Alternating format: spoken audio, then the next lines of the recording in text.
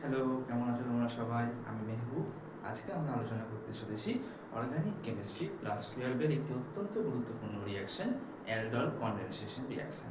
আমরা সবাই জানি অ্যালডল কনডেনসেশন একটি গুরুত্বপূর্ণ নেম রিঅ্যাকশন, এবং আমরা দেখব যে ক্লাস 12 এর পরীক্ষার প্রশ্ন তো বটেই, WBJEE, JEE মেন এবং নিটের একটা গুরুত্বপূর্ণ প্রশ্নের অংশ হচ্ছে কিন্তু অ্যালডল কনডেনসেশন বিক্রিয়া। তো এখন অ্যালডল কনডেনসেশন বিক্রিয়ায় আমাদের এক্ষেত্রে আমাদের কাছে যে কোনো অর্গানিক রিঅ্যাকশনের ক্ষেত্রে মূলত যে বিষয়গুলোর প্রতি নজর রাখতে হয় যে কোনো বিক্রিয়া শুরু করার আগে, সেটা হচ্ছে যে সেই বিক্রিয়ার ক্ষেত্রে ব্যবহৃত উপযুক্ত সাবস্ট্রেটটি কী হবে। তো আমরা এখানে অ্যালডলের ক্ষেত্রে সাবস্ট্রেট হিসাবে বেছে নেব হচ্ছে, যেহেতু আমরা অ্যালডিহাইড কিটোন পড়ছি এবং অবভিয়াসলি এক্ষেত্রে সাবস্ট্রেট হবে হচ্ছে অ্যালডিহাইড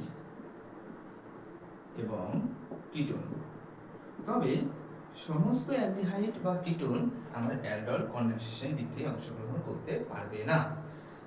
কিভাবে কারা অংশগ্রহণ করতে পারে, বিস্তারিত সেই মেকানিজমের দিকে যাওয়ার আগে আমাদের কাছে এই প্রশ্নটা ক্লিয়ার করে নেওয়া দরকার।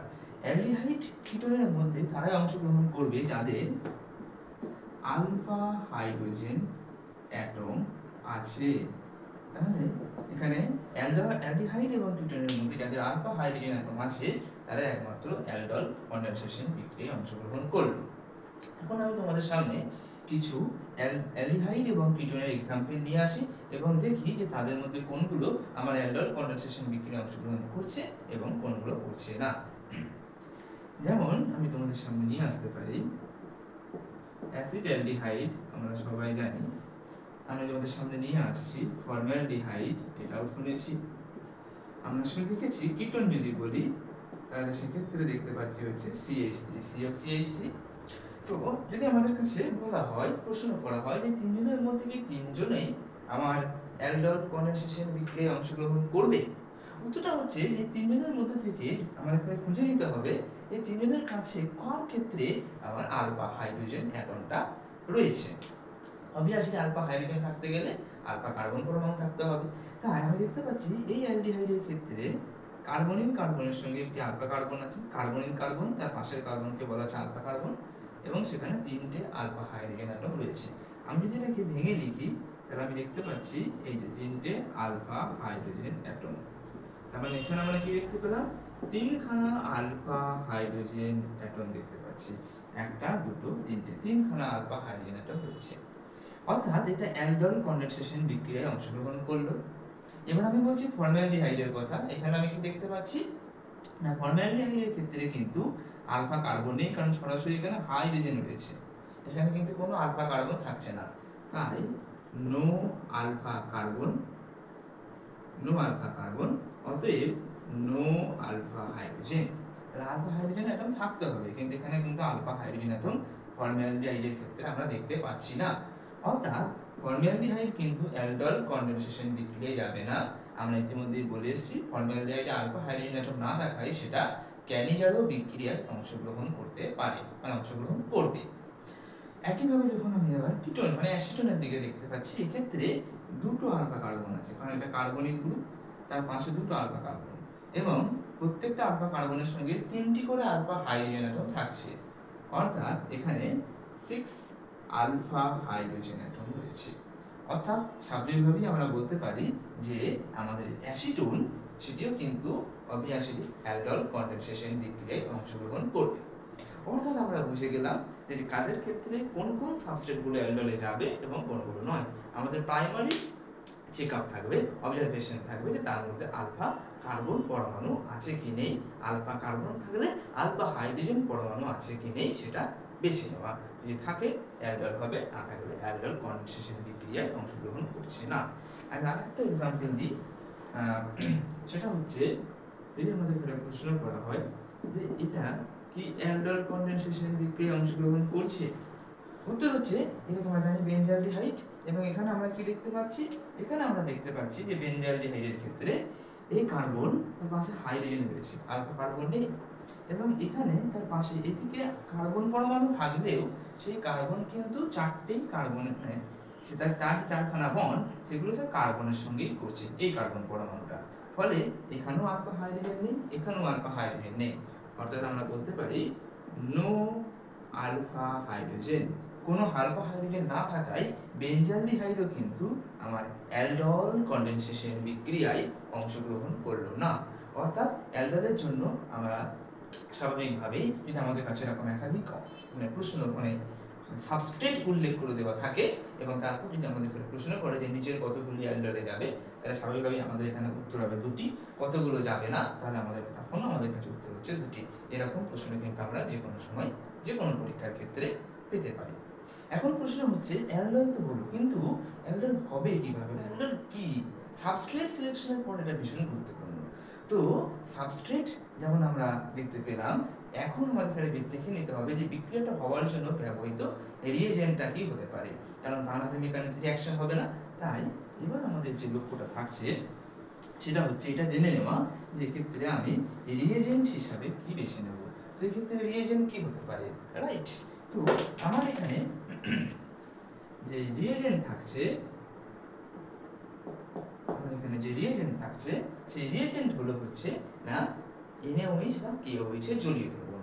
অর্থাৎ আমি এখানে রিয়েজেন্ট হিসেবে বেছে নেব সেটা হচ্ছে NaOH অথবা KOH এর জলীয় দ্রবণ। ওকে, জলীয় দ্রবণ এটাকে আমরা বেছে নিচ্ছি। এখন NaOH বা KOH কি হিসাবে কাজ করছে? অবভিয়াসলি এরা বেশ ভেঙে গিয়ে এরা সব সময় তৈরি করবে হচ্ছে OH মাইনাস আয়ন। অর্থাৎ NaOH এবং KOH ব্যবহার করার মূল উদ্দেশ্য হচ্ছে OH মাইনাস আয়ন তৈরি করা। বুঝতে পারছি? এবং এই OH মাইনাসের কাজ কি? এই OH মাইনাস অ্যালডল বিক্রিয়ায় কাজ করছে নিউক্লিওফাইল হিসাবে। অর্থাৎ অ্যালডলে যে নিউক্লিওফিলিক রিঅ্যাকশন হবে আমরা দেখতে পাবো, সেখানে NaOH বা OH মাইনাসের ভূমিকা হচ্ছে নিউক্লিওফাইল হিসাবে কাজ করা। OH মাইনাস নিউক্লিওফাইল হিসাবে কাজ করছে। এখন যদি আমার প্রশ্ন করে এক্ষেত্রে প্রোডাক্ট কি হবে, আমি আগে প্রোডাক্টটা লিখিয়ে দিচ্ছি। আমরা মেকানিজম যখন করব, রিঅ্যাকশন যখন করব, স্বাভাবিকভাবে আমরা কিন্তু প্রোডাক্টটা দেখতে পেতে পারি, দেখে নেব মেকানিজম করতে করতে। ঠিক আছে, তাহলে প্রোডাক্টটা কি হবে? প্রোডাক্ট হচ্ছে এক্ষেত্রে সেটা হয় যে বিটা হাইড্রক্সি অ্যালডিহাইড, অথবা এক্ষেত্রে আমরা প্রোডাক্ট হিসেবে পাবো হচ্ছে বিটা হাইড্রক্সি কিটোন। বুঝতে পারছি? এখন আমরা অ্যালডিহাইড যখন নেব, দেখে নেব বিটা হাইড্রক্সি অ্যালডিহাইড কিভাবে তৈরি হচ্ছে, এবং অবভিয়াসলি আমরা একটা কিটোন নেওয়ার মধ্য দিয়ে দেখে নেব যে কিভাবে আমি প্রোডাক্ট হিসাবে বিটা হাইড্রক্সি কিটোন তৈরি করতে পারি।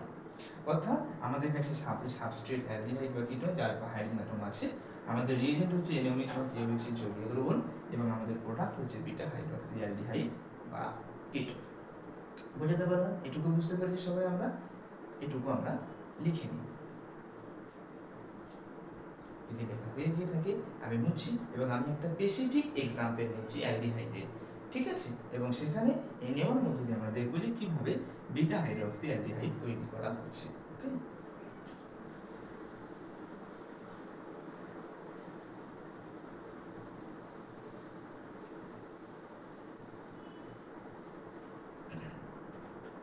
তো আমরা ফার্স্টে একটা অ্যালডিহাইড, স্পেসিফিক অ্যালডিহাইড হিসাবে যেটা নেব সেটা হচ্ছে অ্যাসিটালডিহাইড। ইতিপূর্বেই আমরা জেনে এসেছি যে অ্যাসিটালডিহাইড হচ্ছে যে অ্যালডল কনডেনসেশনে যায়। কেন অ্যাসিটালডিহাইড অ্যালডল কনডেনসেশনে যাচ্ছে? অ্যাসিটালডিহাইডের মধ্যে রয়েছে 3টে আলফা কার্বন পরমাণু। ওকে, একটা আলফা কার্বন এবং 3টা আলফা হাইড্রোজেন পরমাণু। অর্থাৎ এই কারণের জন্য অ্যাসিটালডিহাইড অ্যালডল কনডেনসেশন বিক্রিয়ায় অংশগ্রহণ করবে। এখন আমরা জেনে এসেছি যে বিক্রিয়ার পাত্রে থাকছে হচ্ছে NaOH। NaOH যদি থাকে সে জলীয় দ্রবণে সবসময় ভেঙে গিয়ে তৈরি করে থাকে OH মাইনাস আয়ন। এখন এই OH মাইনাস আয়ন কিন্তু তৈরি হওয়া OH মাইনাস আয়ন, তার ফার্স্ট কাজ থাকবে আমাদের যে প্রথম যে অ্যালডিহাইডটা রয়েছে সেই অ্যালডিহাইডে অ্যাটাক করা।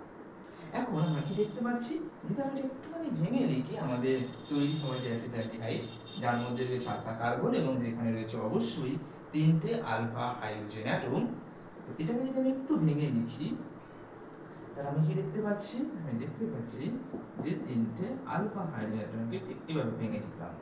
এখন তোমরা বুঝতে পারবে যে কেন আলফা হাইড্রোজেন অ্যাটম থাকাটা ভীষণ গুরুত্বপূর্ণ। তার কারণ এই তিনটে আলফা হাইড্রোজেন অ্যাটম আছে বলেই এই OH মাইনাস আমার অ্যালডন কনডেনসেশন বিক্রিয়াকে শুরু করতে পারছি। প্রশ্নটা হচ্ছে কিভাবে? না, এখানে থাকা যে OH মাইনাস আয়ন রয়েছে, সেই OH মাইনাস আয়ন প্রথমে গিয়ে আমার একটি H প্লাসকে টেনে নেবে। তাহলে OH মাইনাস একটা H প্লাসকে টেনে নিচ্ছে, মানে কি বেরিয়ে যাচ্ছে? H2O। অর্থাৎ এখান থেকে যেটা বেরিয়ে গেল সেটা হলো জল। এবং এই হাইড্রোজেন বেরিয়ে যাচ্ছে বলে এই কার্বন হাইড্রোজেন বন্ডের যে ইলেকট্রনটা ছিল সেটা সবটা চলে আসছে এই কার্বন পরমাণুর মাথায়। ফলে আমরা কি তৈরি করতে পারছি? আমাদের কাছে দুটো হাইড্রোজেন ছিল CH2 এবং এই বন্ডটা ভেঙে যাচ্ছে এবং কার্বনের মাথায় চলে আসে minus single bond C double bond ও single bond H double bond ও সিঙ্গেল বন্ড H। বাকিটা যেমন ছিল অ্যাজ ইট ইজ রয়ে গেল। এর ফলে কি হয় না, এর ফলে যেটা হচ্ছে এটা এটা এটা তৈরি হওয়ার ফলে আমরা কি দেখতে পাচ্ছি না, এখানে একটা স্ট্রং রেজোনেন্স হচ্ছে। অর্থাৎ ঠিক এইভাবে আমরা রেজোনেন্স গঠনাকৃতি তৈরি হতে দেখছি।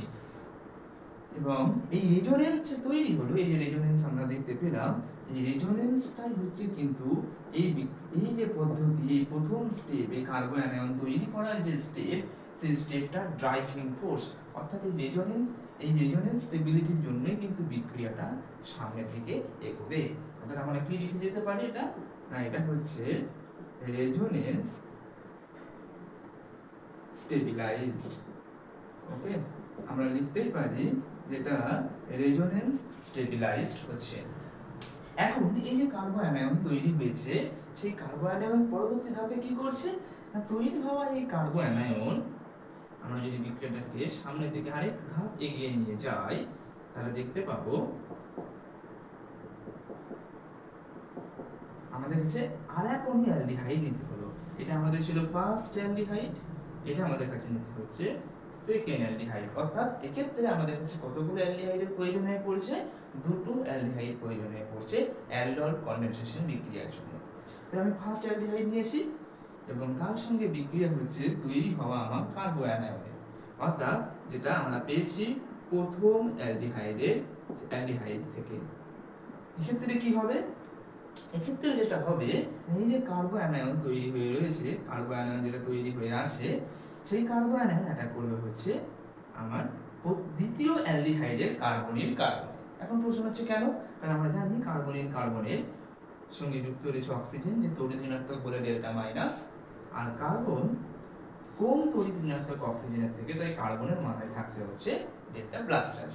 ফলে কার্বন আয়ন গিয়ে যখন আমার অ্যাটাক করছে এই কার্বনকে, এই কার্বন তখন 5খানা বন্ধ করে ফেলছে। এর সঙ্গে একটা, দুটো, তিনটে, চারটে, পাঁচটা সম্ভব নয়। ফলে সঙ্গে সঙ্গে এটা বন্ধটা ভেঙে গেল। ফলে আমরা কি পেলাম? ফলে যেটা আমরা পাচ্ছি সেটা হচ্ছে H3C CH, ওকে, O মাইনাস এবং CH2 CHO। অর্থাৎ এই CHO CH2 এই কার্বনের সঙ্গে বন্ড, নতুন বন্ড যেটা তৈরি হলো সেটাকে আমি বোল্ড করে দিলাম, মার্ক করলাম, নতুন বন্ড তৈরি হচ্ছে CH, তারপর CO মাইনাস এবং অবভিয়াসলি আমরা তৈরি করতে পারছি হচ্ছে CH3। অর্থাৎ আমরা একটা অ্যানায়ন আবার তৈরি করলাম যেখানে কিন্তু দুখানা অ্যালডিহাইড মলিকিউলস পরস্পরের সঙ্গে কিন্তু জুড়ে গেছে। এবং ইন্টারেস্টিংলি এই অ্যাকশনে গুরুত্বপূর্ণ এই জন্য কারণ এখানে একটি নতুন carbon carbon bond newly formed, এটা হচ্ছে newly formed carbon carbon bond, নতুন কার্বন কার্বন বন্ড তৈরি হচ্ছে। এখন প্রশ্ন হচ্ছে O মাইনাস কখনো নেগেটিভ চার্জ আকারে কিন্তু থাকতে পারে না। ফলে পরবর্তী ধাপে কি হবে না, পরবর্তী ধাপে যেটা হবে আমরা দেখতে পাবো এই কার্বন আয়ন যেটা তৈরি হলো, যে কার্বন আয়ন তৈরি হয়েছে O মাইনাস, সে কি করছে না, সে যেটা করবে বিক্রিয়ার পাত্রে কিন্তু ইতিমধ্যে জল তৈরি হয়ে গেছে, জল বেরিয়ে গেছে, জল বেরিয়ে গেছে প্রথম ধাপে। তাহলে যে জলটা বেরিয়ে গিয়েছিল, এই যে O মাইনাস তৈরি হয়েছে নেগেটিভ চার্জ আকারে রয়েছে, এই O মাইনাস গিয়ে কিন্তু হাইড্রোজেনকে ধরে নেবে। অর্থাৎ এটা প্রোটোনেটেড হয়ে যাচ্ছে। ও মাইনাস এইচ কে ধরছে মানে এটা প্রোটোনেটেড হয়ে গেল। অর্থাৎ কি হবে, যেটা হবে সেটা হয়ে গেল CH OH CH2 এবং CHO। এটা যখনই প্রোটোনেটেড হয়ে যাচ্ছে, ও মাইনাস যখনই প্রোটোনেটেড হয়ে গেল, এই জায়গায় বেরিয়ে গেল, এই বন্ডটা ভেঙে গেল। কি অর্থাৎ এখান থেকে কি বেরিয়ে গেল বিক্রিয়ার পাত্র থেকে, তখন OH মাইনাস বেরিয়ে গেল। এই যে OH মাইনাস আবার তৈরি হলো, সে কিন্তু আমার আবার একটা দ্বিতীয় অ্যালডল মানে অন্য একটা অ্যালডল কনডেনসেশন বিক্রিয়াকে শুরু করবে। ফলে OH মাইনাস এখানে শুধুমাত্র নিউক্লিওফাইল অর্থাৎ যে বেস হিসাবে কাজ করছে তাই নয়, যে বেস হিসাবে কাজ করছে তাই নয়, প্রোটন অ্যাবস্ট্রাক্ট করে নিচ্ছে এটাই শুধুমাত্র নয়, সেখানে ক্যাটালিস্ট হিসাবে কাজ করছে, কারণ ব্যবহৃত OH মাইনাস আবার রিজেনারেট করছে এবং সে দ্বিতীয় আর একটা অ্যালডল বিক্রিয়াকে শুরু করতে পারছে। এখন আমি ফাইনালি যে প্রোডাক্টটা তৈরি করতে পারলাম, সেখানে আমরা কি দেখতে পাচ্ছি না, সেখানে আমরা দেখতে পাচ্ছি অ্যালডিহাইড এবং অ্যালডিহাইডের সঙ্গে তার পাশের কার্বন আলফা, তার পাশের কার্বন হচ্ছে বিটা, এবং বিটা পজিশনে আমরা পাচ্ছি একটা OH। সেই জন্য এটার নাম হয়ে গেল বিটা হাইড্রক্সি অ্যালডিহাইড। তাই আমরা এটাকে বলছি বিটা হাইড্রক্সি অ্যালডিহাইড। বুঝতে পারছি? এইভাবে আমরা কিন্তু বিটা হাইড্রক্সি অ্যালডিহাইড পেয়ে থাকি। বুঝতে পারলাম? এখন পরীক্ষার সময় আমরা এই বিটা হাইড্রক্সি অ্যালডিহাইডকে পরীক্ষা প্রশ্নে পেতে পারি, তবে but the chance of this product is very low. অর্থাৎ এটাকে আমাকে পরীক্ষায় লিখতে বলেছে, এই সম্ভাবনাটা কিন্তু তুলনামূলকভাবে অত্যন্ত কম। তাহলে পরীক্ষায় কি দিতে পারে? পরীক্ষা যেটা দেয় যে আমাদের এটা তৈরি করতে বলে কিন্তু ইন্টারমিডিয়েট স্টেজে। আমাদের এখানে বলে যে এই প্রোডাক্টটা তৈরি হওয়ার পর একে যদি আমরা হিট করে দিই তাহলে সেটা কি ঘটনা ঘটতে পারে, অর্থাৎ এটাকে যদি হিট করা হয় তাহলে আমি কি প্রোডাক্ট পেতে পারি। তাই আমরা এতদূর অবধি রিঅ্যাকশন লেখার পর লিখবো যে আপন হিটিং, যদি আমি হিটিং করি তাহলে কি ঘটনা ঘটে, এই ক্ষেত্রে সেটা দেখি। আমি এটা মুছে নিচ্ছি, এটা আমাদের কাজ হলো, এবং আমরা এখন এটাকে হিট করতে চাইছি। ওকে,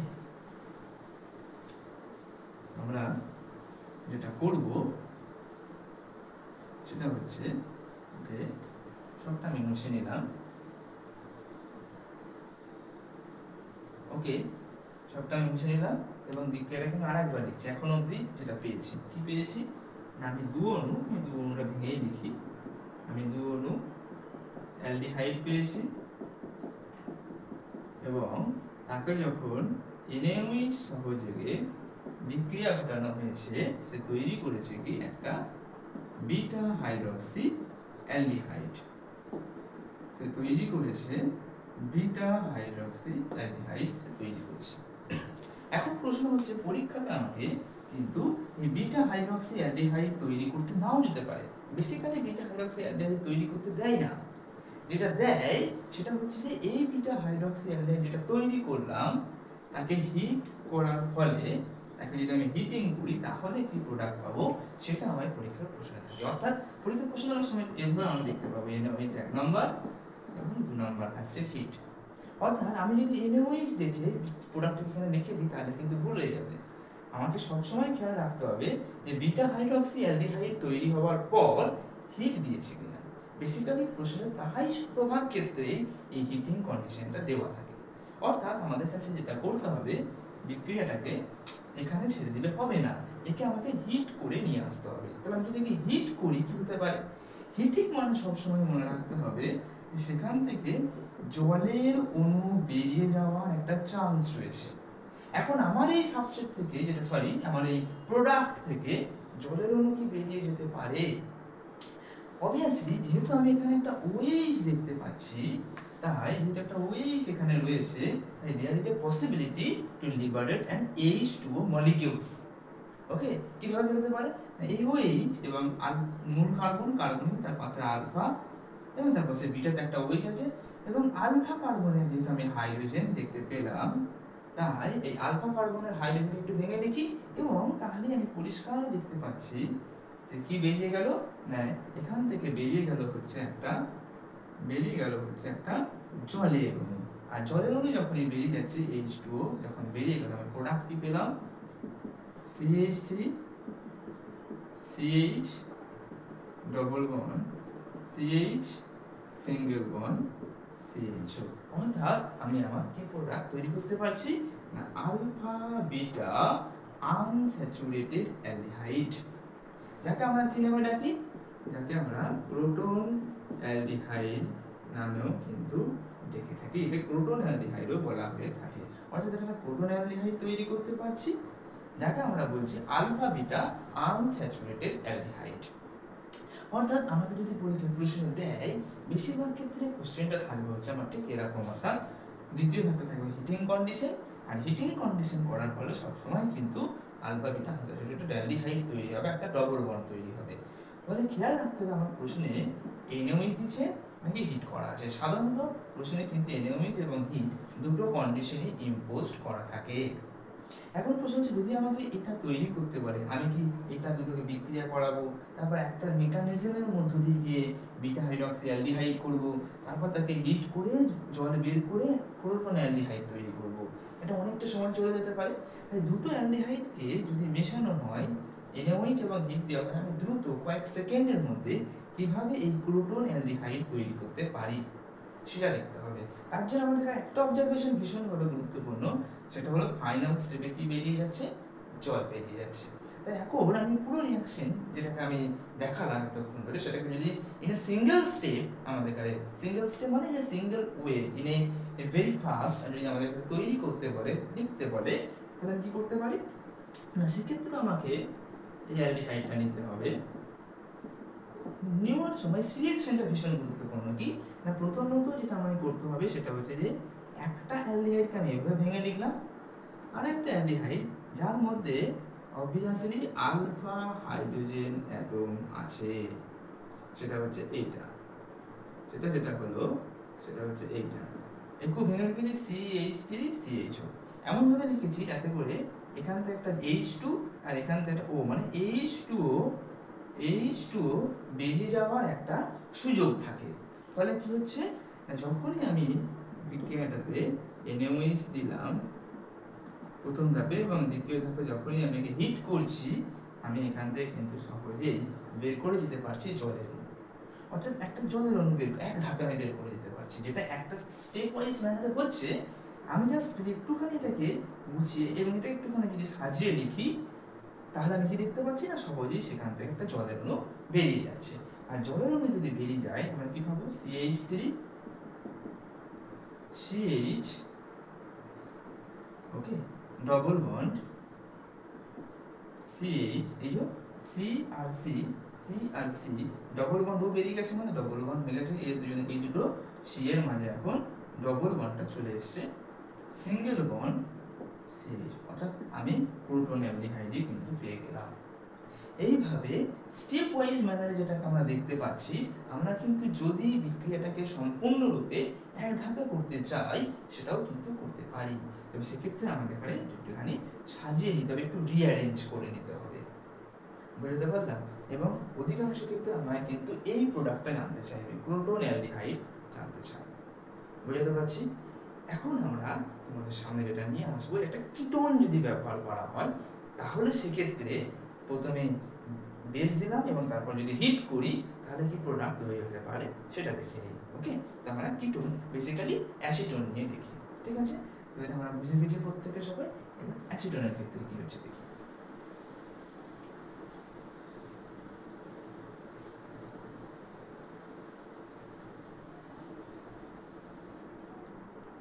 ধরো আমরা নিলাম হচ্ছে অ্যাসিটোন, ঠিক আছে, CO CH3 plus CO CH3, এবং আমাকে এখানে দিয়েছে বেস হিসাবে BaOH উল্টো। মনে রাখবে BaOH উল্টো একটা বেস, কারণ OH আছে, এবং একে বলা হয় ব্যারাইটা, এটাকে বলা হচ্ছে ব্যারাইটা।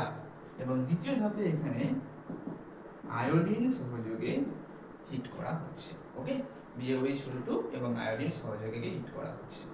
তাহলে এখন যদি আমাদের এখানে BaOH উল্টো দিয়ে দেওয়া হয় এবং তারপর যদি হিটিং কন্ডিশন ইম্পোজ করা হয়, কোন ক্ষেত্রে, অ্যাসিটোনের ক্ষেত্রে, আমার ক্ষেত্রে প্রোডাক্ট কি হবে, অবভিয়াসলি তাদেরকে এটা ভেরিফাই করে নিতে হবে এটা কি অ্যালডলে যাবে কিনা। ইতিমধ্যে জেনে এসেছি আলফা কার্বন আলফা কার্বন আছে, আলফা হাইড্রোজেন আছে, আলফা হাইড্রোজেন রয়েছে, অর্থাৎ এটা কিন্তু অ্যালডল কনডেনসেশন বিক্রিয়ার দিকে এটা যাচ্ছে। তাহলে এখন আমি এখান থেকে যদি কন্ডিশন ইম্পোজ করা থাকে আমার প্রোডাক্ট কিভাবে আমি লিখতে পারি, তার জন্য আমাদের যেটা করতে হবে এটাকে আমাদের ঠিক আগের মতো সাজিয়ে নিতে হবে। অর্থাৎ একটা ধাপে আমি আমার কার্বনকে ভেঙে লিখব, ওকে লিখলাম। আর অন্য আর একটা ধাপে আমি যেটা করব সেটা হচ্ছে এই COCH3 হাইড্রোজেনটাকে ভেঙে লিখবো এভাবে, যাতে করে আমি সহজেই সেখান থেকে জল বের করে দিতে পারি। তাহলে এখন আমার কাছে এমন একটা কন্ডিশন তৈরি হয়ে আছে যেখান থেকে জল বেরিয়ে যাবে ঠিক এইভাবে। ফলে এখান থেকে যদি জল বেরিয়ে যায় আমি কি পাচ্ছি, আমি দেখতে পাচ্ছি CH3 আমি তাহলে লিখলাম CH3 সিঙ্গেল বন্ড CH3, ওকে। এবার এই C আর এই C এর মধ্যে একটা ডবল বন্ড তৈরি হয়ে যাচ্ছে, আগেই বলে এসেছি CHCO, এবং আরো একটা আমরা দেখতে পাচ্ছি CH3 পাওয়া যাচ্ছে। বুঝতে পারছি? অর্থাৎ এক্ষেত্রে কিন্তু আমরা কি তৈরি করলাম, তাহলে যদি আমরা হিট করে থাকি, হিট এবং তারপর অ্যালডল করে তারপর যদি আমি হিট করে থাকি আমরা এটা পাচ্ছি। তার মানে এখানে পাচ্ছি এটা মেন কার্বন, তার সঙ্গে আলফা, এটা বিটা। অর্থাৎ এক্ষেত্রে যেটা তৈরি হচ্ছে সেটা হলো আলফা বিটা আনস্যাচুরেটেড কি তৈরি হচ্ছে না, আলফা বিটা আনস্যাচুরেটেড কিটোন আমি তৈরি করতে পারছি। এইভাবে কিন্তু আমরা এক্ষেত্রে আলফা বিটা আনস্যাচুরেটেড কিটোন তৈরি করতে পারি যদি আমি সেক্ষেত্রে অ্যাসিটোন নিয়ে থাকি। যেমন এখানে আমি অ্যাসিটোন নিয়েছি, আলফা বিটা আনস্যাচুরেটেড কিটোন তৈরি হয়েছে।